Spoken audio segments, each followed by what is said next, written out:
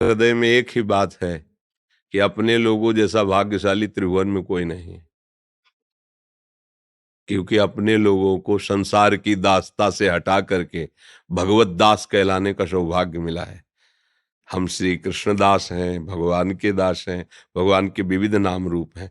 बस इस सौभाग्य की सुरक्षा करनी है कि हम भगवत दास हैं, अब कोई साधारण व्यक्ति या साधारण जीव नहीं है, तो हमसे अब कोई साधारण काम होने भी नहीं चाहिए।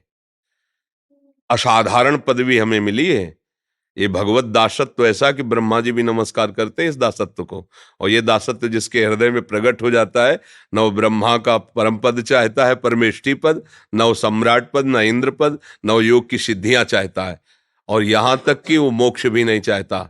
दीयमानम न गृहणन्ति बिना मत सेवनम जना।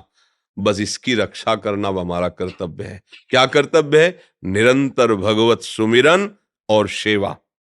हरिदासत्व दो ही भाव में पुष्ट होता है, सेवा सुमिरन सावधान।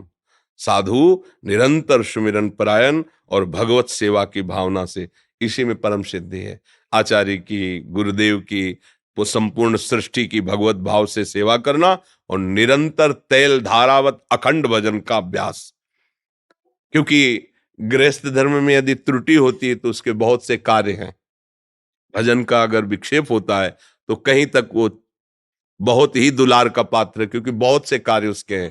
और जो हम भगवत दासत्व से युक्त, हमारा एक ही कार्य है, अव्यावृत भजना। देवर्षि नारद जी कहते हैं अखंड भजन, रात दिन लक्ष्य के चिंतन में बस व्यतीत हो। कोई भी चेष्टा कर रहे हैं पर वो भजन नहीं छूटना चाहिए। आंतरिक चिंतन, तद स्मरणेन परम व्याकुल तेति, तदर्पिता अखिलाचारिता, तद स्मरणेन परम व्याकुल। जितने भी हमारे क्रियाएं आचरण हो वो भगवद अर्पित हो। भगवद अर्पित वही हो सकते हैं जो शास्त्र सम्मत है।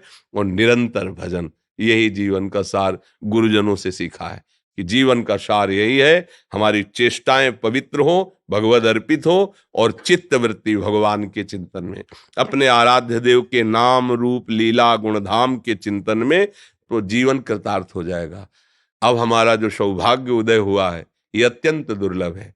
भगवत दास जैसे जो विराजमान है सब तिल, ये भगवत दासत्व की छाप है। हम कोई साधारण जीवों में हम नहीं है, हम भगवान के दास हैं, श्री जी के दास हैं। तो अब हमारा साधारण जीवों जैसा आचरण भी नहीं होना चाहिए, अब हमारा असाधारण आचरण होना चाहिए।